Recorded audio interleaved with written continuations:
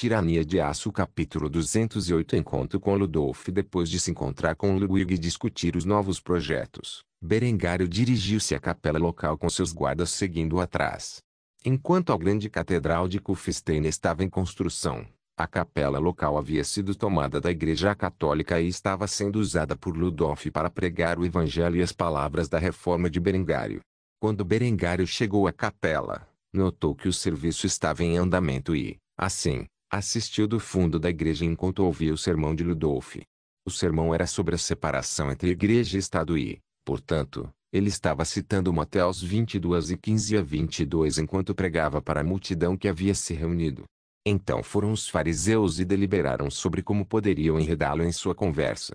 E enviaram-lhe seus discípulos com os herodianos, dizendo: Mestre, sabemos que és verdadeiro, e ensinas o caminho de Deus em verdade, nem te importas com homem algum, porque não fazes caso da pessoa dos homens.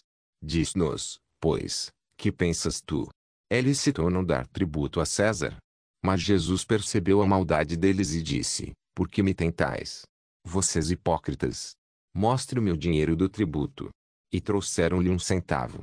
E disse-lhes: De quem é esta imagem e inscrição? Dizem-lhe: De César. Então disse-lhes: Dai, pois, a César o que é de César, e para Deus as coisas que são de Deus. Quando ouviram estas palavras, maravilharam-se e, deixando-o, foram embora. Ludolf então continuou a interpretar as palavras de uma forma que difundiu a mensagem de Berengário. Assim, nas próprias palavras de Cristo, devemos obedecer às leis dos reinos dos homens enquanto devemos nossas almas ao Pai no céu. O sermão continuou por algum tempo antes que o povo de Kufstein fosse finalmente dispensado. Eventualmente, depois de algum tempo, tudo o que restava na capela eram Ludolf e Berengar, e vendo um homem que o levou à iluminação de pé com um sorriso no rosto em sua igreja, Ludolf não pôde deixar de sorrir. Berengar caminhou rapidamente até o homem e lhe deu um tapinha nas costas. Esse foi um excelente sermão, meu amigo, você está realmente apto para liderar nossa reforma. No entanto, Ludolf decidiu provocar Berengário enquanto limpava um pouco da bagunça que sobrou da reunião. Eu não tenho visto seu rosto por estas bandas ultimamente. Eu estava começando a pensar que você tinha perdido a fé. Berengário, no entanto, riu dessas palavras e balançou a cabeça. Nem um pouco, eu apenas estive muito ocupado supervisionando o reino e travando guerras contra aqueles que nos prejudicariam. Eu tento fazer isso quando posso, mas o trabalho de um conde nunca está realmente terminado. Ludolf zombou do comentário de Berengário e fez uma pergunta a ele: o trabalho de um conde ou duque? Berengário riu mais uma vez da brincadeira de Ludolf antes de fazer sua própria piada. Cuidado, essas palavras são traiçoeiras. Se você deixar o pirralho ouvir você dizer isso, ele corre o risco de ter sua cabeça cortada. Quando Ludolf ouviu isso, ele não conseguiu conter o riso e riu da observação. Sim. Diga-me, Berengar, sem sua aprovação quem obedeceria ao Habsburg Boy? Todo mundo sabe que é você quem realmente detém o poder na Áustria. Conrad é apenas seu fantoche. Berengário não negou as acusações contra ele e limitou-se a sorrir inocentemente antes de mudar de assunto. Então, como a reforma está progredindo? Ao ouvir Berengário se esquivando de sua declaração, Ludolf entendeu a dica e começou a falar de negócios. Está indo bem. Grandes áreas da Baviera estão sendo convertidas, apesar da guerra que fizeram contra você.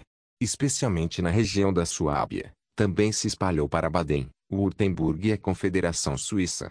A reforma está progredindo no leste, até Dresden. Até onde vai a porção sul das regiões de língua alemã, nós estabelecemos um ponto de apoio. Berengário ficou encantado com esta notícia e felicitou o amigo. Isso é bom. Muito bem. Tudo isso é graças a você e seus esforços. No entanto, Ludolf não parecia muito feliz, e Berengário imediatamente percebeu isso. Assim, ele perguntou sobre os detalhes. O que há de errado? Para esta pergunta, Ludolf suspirou pesadamente antes de expressar suas preocupações. No norte, nosso povo está sendo perseguido. Os católicos ainda detêm um grande controle da opinião pública e nossos seguidores são queimados em jogo.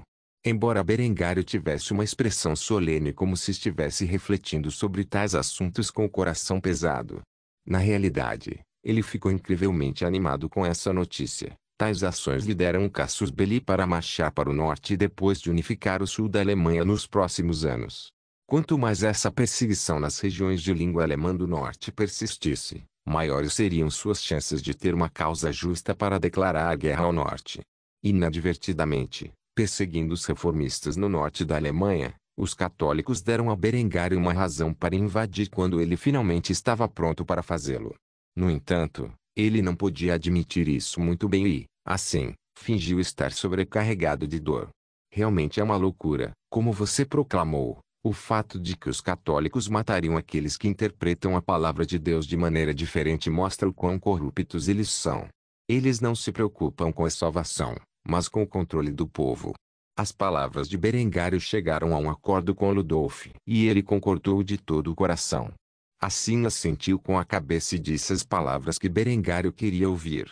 Prometa-me que quando você se tornar poderoso o suficiente, você marchará para o norte e libertará nossos irmãos e irmãs em Cristo da corrupção pecaminosa da Igreja Católica.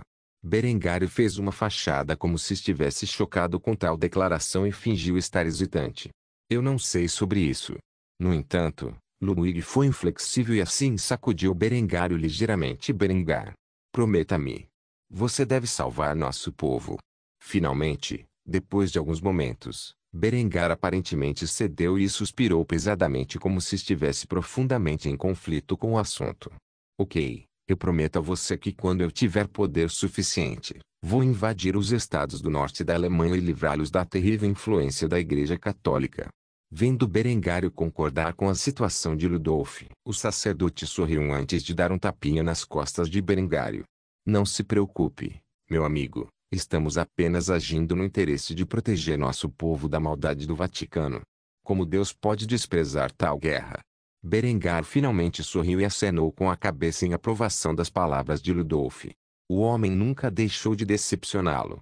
Assim, ele decidiu mudar o assunto para outra coisa. Você precisa de algum financiamento adicional? Apenas deixe-me saber quanto você precisa, e eu terei prazer em doá-lo para a igreja. Ludolf começou a rir ao ouvir essas palavras e começou a castigar Berengário. Você já está construindo uma grande catedral para rivalizar com a de Notre Dame. Como eu poderia pedir mais dinheiro de seus cofres?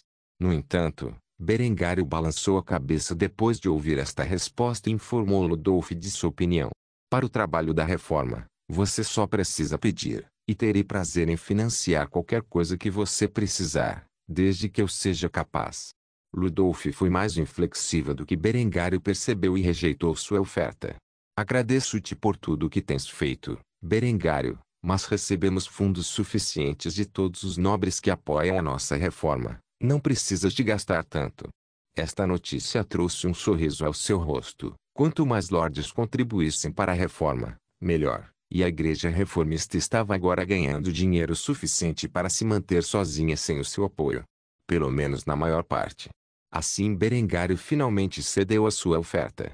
Ok, deixe-me saber se você precisar de alguma coisa, e se estiver ao meu alcance, ficarei mais do que feliz em ajudá-lo. Com isso dito, Ludolf sorriu e assentiu. Certamente, lembre-se de manter sua promessa. Quando chegar a hora, você deve libertar nossos irmãos e irmãs do norte.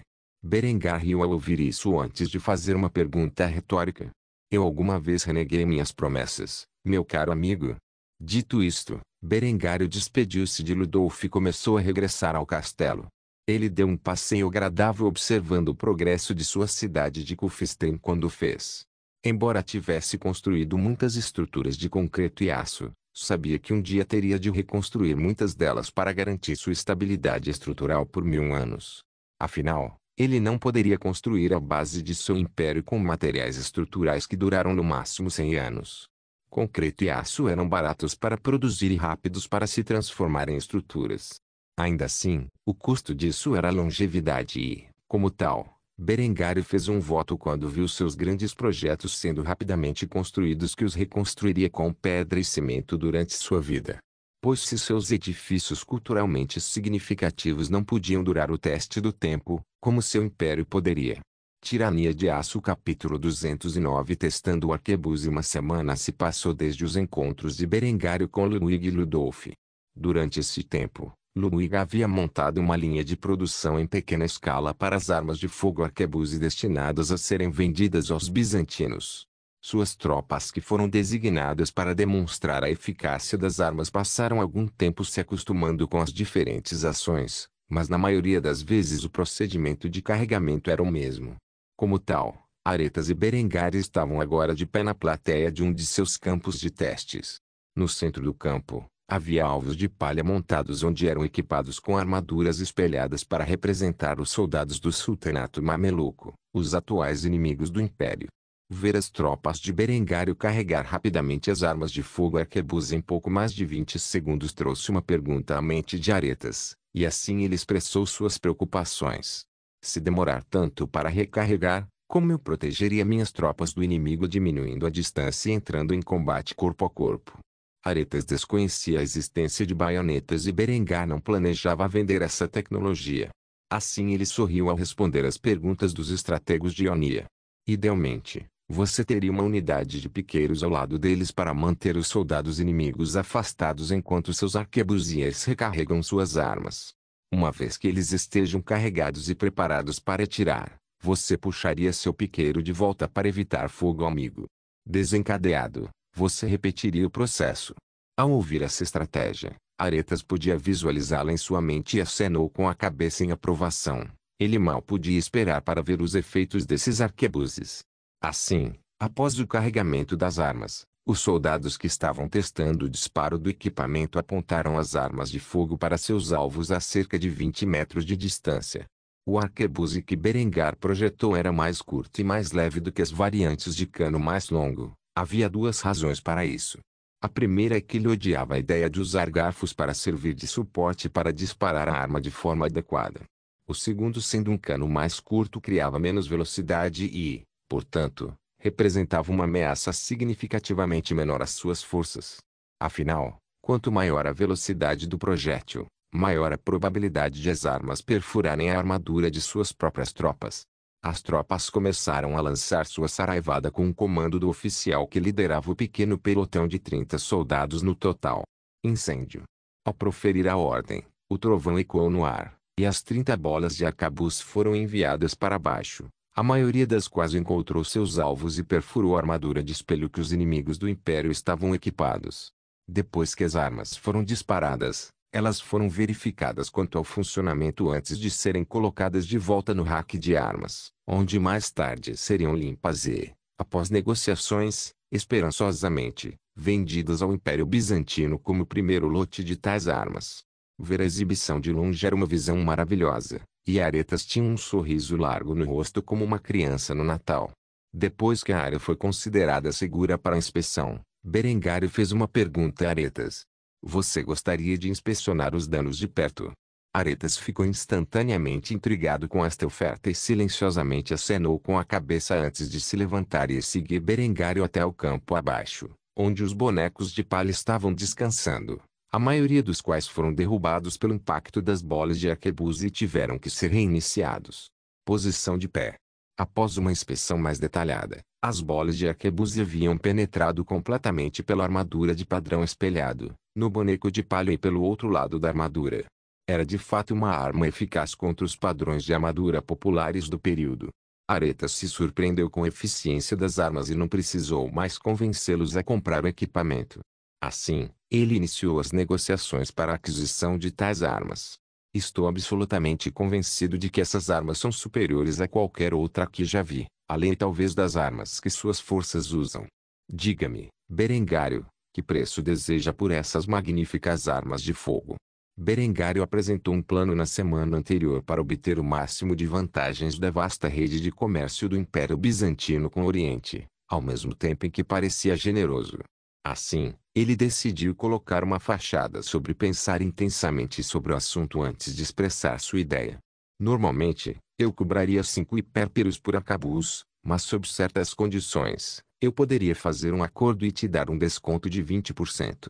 Aretas imediatamente mordeu a isca ao saber que tal oferta existia. Que condições podem ser essas? Berengário deu um sorriso gracioso ao responder à pergunta de Aretas. Já que nos tornamos tão bons amigos, Darei um desconto de 20% em cada arquebuse vendido ao Império, sob a condição de que você me venda a salitre a um preço com desconto igual. Os nitrários de Berengário estavam tendo dificuldade em atender a demanda de salitre que ele precisava para abastecer seus exércitos.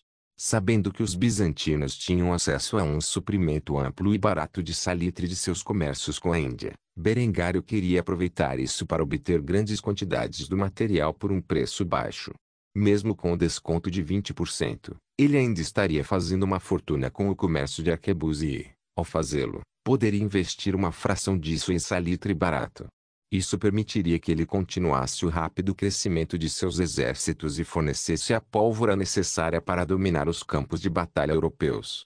Após cuidadosa deliberação, Aretas falou sobre o assunto. Posso concordar com esses termos, mas em troca do desconto, gostaria que o Império tivesse prioridade na venda dessas armas de fogo.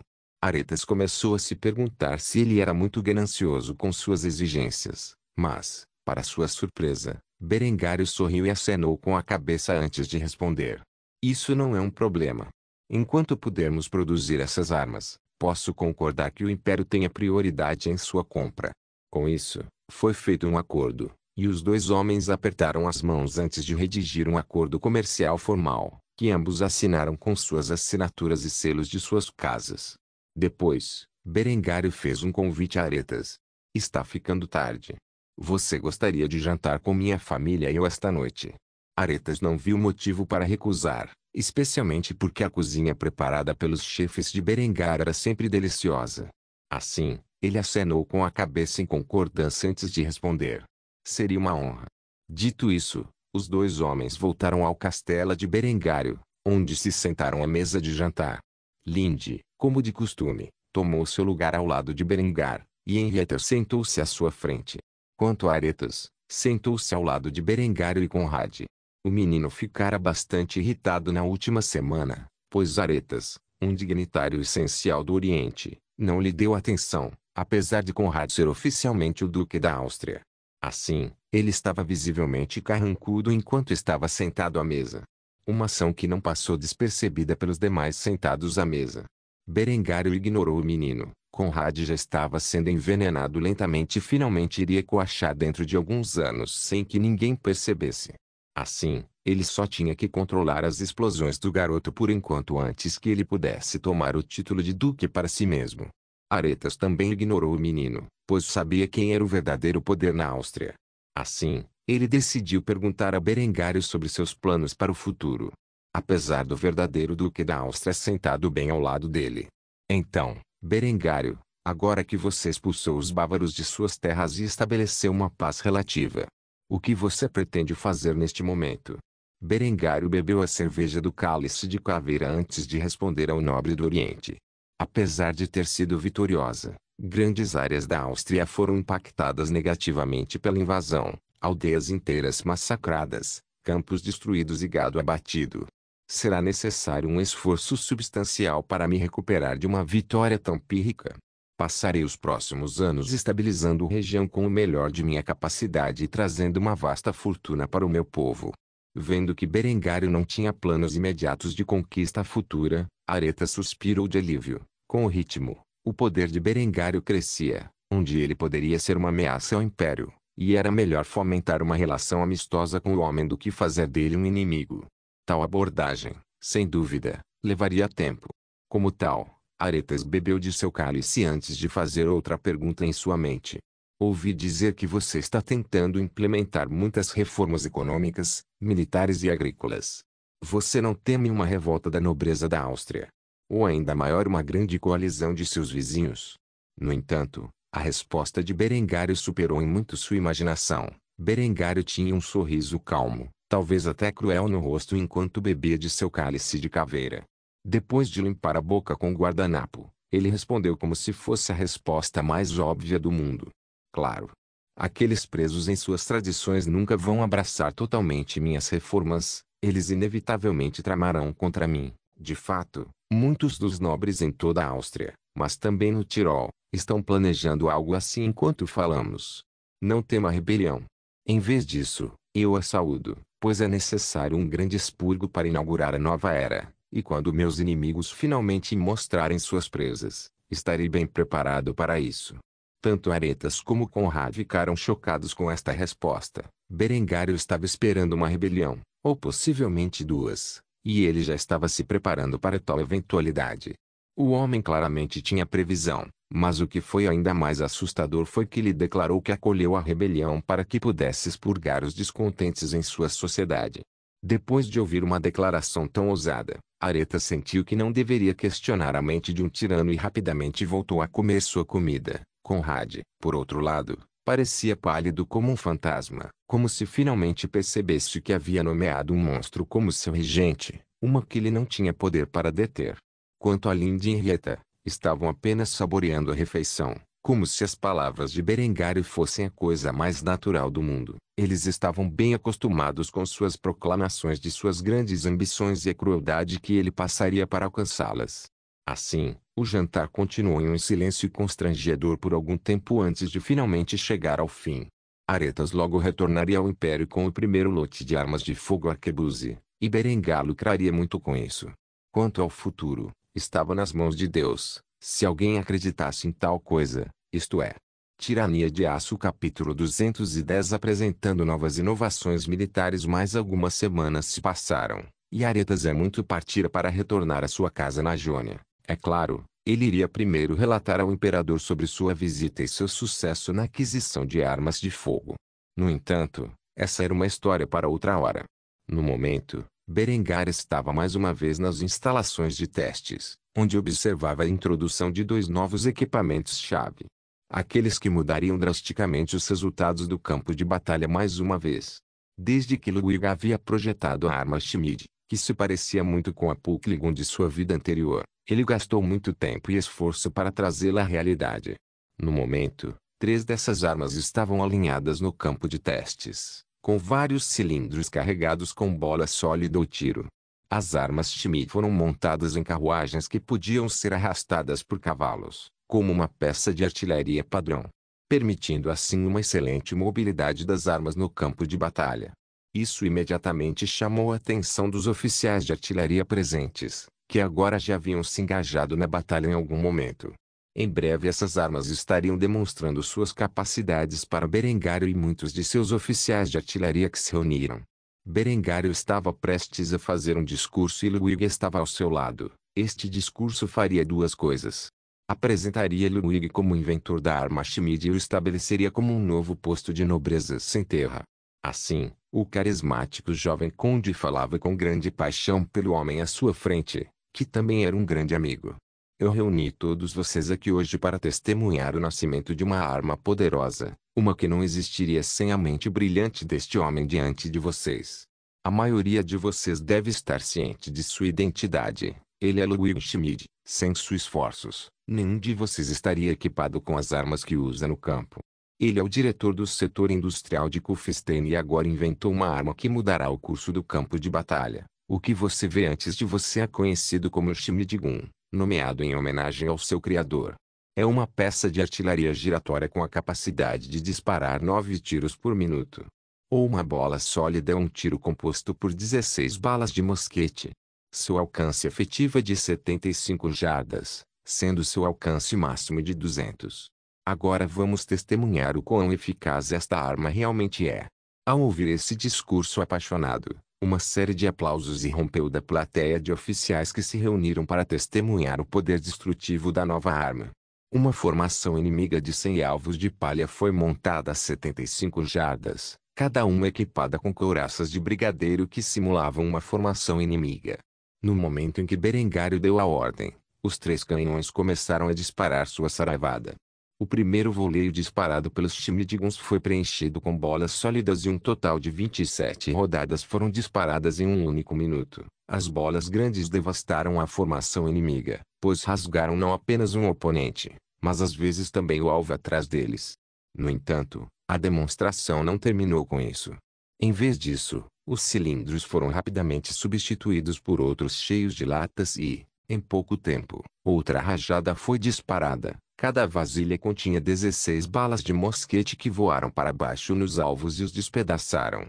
Um total de 9 vasilhas foram disparadas por 3 canhões no período de 1 minuto, resultando em 432 balas de mosquete sendo disparadas na formação inimiga durante aquele pequeno prazo. A devastação resultante da formação inimiga simulada foi chocante até mesmo para os oficiais de artilharia veteranos que haviam travado muitas batalhas. Eles só podiam imaginar os efeitos que tal arma teria no campo de batalha quando usada ao lado de canhões padrão. De fato, foi um grau surpreendente de destruição que essas chamadas armas Schmidt causaram nos alvos blindados de palha. Depois que a demonstração foi concluída e os alvos de canudo foram completamente descartados, Berengar notou que seus oficiais ficaram olhando em silêncio por algum tempo. Eventualmente, um único oficial começou a aplaudir e, em pouco tempo, se transformou em aplausos estrondosos. Tanto que Berengário teve que acalmar os homens antes de contar sua outra notícia importante. Devido à grande extensão que Ludwig Schmidt serviu ao nosso grande condado, eu o nomeio como baronete por seu excepcional serviço ao condado de Tirol. Ser nomeado entre as pessoas comuns que prestaram serviço exemplar ao condado. Para aqueles de vocês que são nobres, não se preocupem, pois é o nível mais baixo da nobreza. A notícia que Berengário anunciou agora foi chocante para as pessoas presentes, especialmente considerando que a classe de oficiais estava quase inteiramente cheia de cavaleiros e nobres no momento. Assim, eles estavam em conflitos sobre o assunto. No entanto, Berengário afirmou que eles eram nobreza sem terra e, na base da hierarquia, portanto, tal coisa era um pouco aceitável para a antiga nobreza. Apesar de suas preocupações sobre o assunto, eles ainda aplaudiram Ludwig por sua promoção, e o velho compartilhou seu sorriso dentuço habitual em resposta. Ele agora era um membro da nobreza, mesmo que estivesse na base da hierarquia. No entanto, Berengário não parou aqui a apresentação. Ele tinha outra invenção crítica para adicionar às suas forças armadas, uma que Ludwig ajudara a produzir. Era um projeto relativamente simples e, portanto, poderia ser empregado em grande número. No entanto, esta apresentação foi destinada aos oficiais de infantaria, e assim ele dispensou os oficiais de artilharia antes de se aproximar do outro campo de testes onde seus oficiais de infantaria já haviam se reunido. No campo estava um pelotão de granadeiros, que parecia estar segurando o mosquete 1417-18 padrão que foi emitido para a maioria da infantaria de Berengário. No entanto, o que o chocou foi que suas caixas de cartuchos estavam abertas e nelas não havia mais o cartucho de papel padrão, mas um cartucho de madeira. Esta invenção foi baseada no aiago japonês da vida anterior de Berengário e essencialmente acelerou o processo de recarga. Assim Berengário declarou corajosamente seus efeitos aos oficiais de infantaria que estavam reunidos e observavam os estranhos novos dispositivos. Este é o tubo de carregamento rápido. Ele substituirá o uso de cartuchos de papel em nosso serviço. É feito de madeira e contém um projétil mini-bal e a pólvora dentro dele. Este dispositivo permite que a pólvora e o projétil sejam carregados em um movimento único, permitindo assim uma velocidade de recarga muito mais rápida. Em vez de disparar 2 tiros em 1 minuto, seus soldados estarão disparando 5. Os granadeiros presentes passaram as últimas semanas se acostumando com o dispositivo e agora eram excepcionalmente proficientes em seu uso. Como tal, eles recarregaram rapidamente seu primeiro tiro. Ao fazê-lo, eles colocaram o tubo de madeira no cano do mosquete raiado e depois enfiaram sua vareta dentro dele. Com este ato, a pólvora e a bala foram colocadas no mosquete em um único movimento. Depois de fazer isso, eles rapidamente engatilharam seus rifles, apontaram para os alvos abaixo do alcance e dispararam. Em poucos segundos, o pelotão de granadeiros recarregou seus mosquetes e disparou novamente. Essa taxa de tiro atingiu o pico de 5 rodadas em um único minuto, destruindo completamente a formação inimiga à sua frente a 100 metros. Os oficiais de infantaria que estavam reunidos para esta demonstração ficaram tão chocados com sua exibição quanto os oficiais de artilharia ficaram com a arma Schmidt. Este pequeno dispositivo tubular de madeira mudaria a maneira como eles travavam a guerra. Isso tornaria os exércitos de Berengário muito mais letais do que as forças inimigas, mesmo que o inimigo colocasse as mãos em algumas armas de fogo primitivas. Assim, um rugido de aplausos ecoou por todo o campo de testes enquanto os oficiais de infantaria batiam palmas à vontade. Eles agora seriam capazes de disparar muito mais projéteis contra as forças inimigas antes de ter que se envolver em combate corpo a corpo, Tal dispositivo era genuinamente revolucionário. O próprio Berengário ficou impressionado com a velocidade e eficiência com que seus granadeiros utilizavam tais dispositivos. Se todo o seu exército pudesse ser treinado para ser tão eficiente em seu uso, ninguém neste mundo seria capaz de desafiá-lo em terra. Assim, ele também aplaudiu os soldados que foram usados na manifestação. Berengar podia ver a ascensão de seu futuro grande exército com as novas invenções militares. Tudo o que ela precisava agora era uma grande marinha correspondente, algo que ele planejava começar a construir em breve. Por enquanto, nos meses seguintes, suas tropas seriam adequadamente treinadas no uso dos tubos de carregamento rápido, que no futuro seriam chamados de tubos por simplicidade. As grandes ambições de Berengário estavam lenta mas seguramente começando a se tornar realidade, e assim ele olhava para as novas inovações militares com orgulho. Ele realmente acreditava que as armas que seu exército atualmente empunhava estabeleceriam o domínio de sua dinastia nos próximos anos, algo que ele esperava muito. Não se esqueça de deixar o link de se inscrever no canal. Caso queira contribuir de alguma forma com o canal, entre em contato comigo pelo Instagram do canal. O link do Instagram do canal estará na descrição do vídeo. Por favor, certifique-se de verificar meus outros vídeos. Tenho certeza que você vai gostar deles. Solém irmãos.